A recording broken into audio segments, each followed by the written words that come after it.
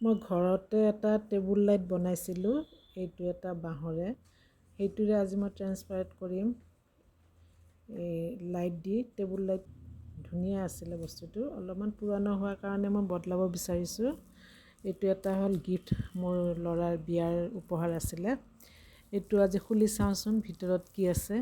সেইটোৰ পৰা মই এটা টেবুল লাইট কেনেদৰে বনাব পাৰোঁ ট্ৰাই কৰিম আৰু আপোনালোককো দেখুৱাম। সকলো মহিলাই ট্ৰাই কৰা উচিত ঘৰখন সজোৱাৰ বাবে। আজিকালি পেলনীয়া বস্তুৰে বহুত কিছু বনাব পাৰি, তাকে মই কিছু দেখুৱাব বিচাৰিছোঁ। যদি ভাল লাগে ভিডিঅ'টো লাইক আৰু কমেণ্ট কৰি নিশ্চয় জনাব। এয়া ফ্লাক্স এটাহে ওলাইছে। এইটো মই মাৰ্কাৰ পেঞ্চিলেৰে মই আৰ্ট কৰি ল'ম আৰু আৰ্টটো সমানে ব্লেড দি মই কাটি তাৰ পেপাৰবিলাক ওলাই পেলাম। এতিয়া মই আৰ্ট কৰি লৈছোঁ।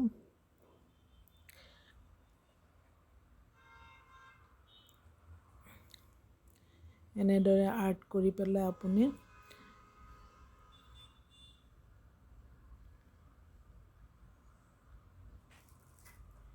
এক্ৰেলিক পেইণ্ট, সৰু সৰু বটল পায়, সেইবিলাকেৰে মই ব্লেক কালাৰ কৰি দিলোঁ যাতে ব্লেক কালাৰত গল্ডেন লাইট জিলিকি উঠে।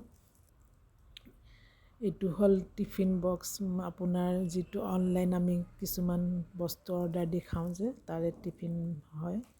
সেইটো বক্সত মই ওপৰ বা তলত লগাই দিম, এনেদৰে মাজত ফুটা কৰি। খুবেই ধুনীয়া লাগে বস্তুটো। নিজৰ ঘৰত ড্ৰেছিং আইনাৰ ওচৰত থ'ব পাৰে, নহ'বা টি টেবুলৰ মানে বেডৰুমৰ কৰ্ণাৰ টেবুলত থ'ব পাৰে। এনেদৰে বনাই পেলাই ৰাখিবচোন, কাৰণ ৰেডিমেড কিনিব গ'লে বহুত দাম পৰে। আপুনি যদি এটা এনে ৱেষ্ট কাৰ্ডবৰ্ড দি যদি আপুনি কৰিব পাৰে তে বহুখিনি বাজেট ৰাহি হয়। এয়া মই সেই আগৰ যিটো আছিলে টেবুল লেম্প তাৰ পৰা খুলি ইয়াতে মই সোমাই দিলোঁ। এতিয়া চাওক কি ধুনীয়াকৈ চাইন মাৰি জিলিকিব।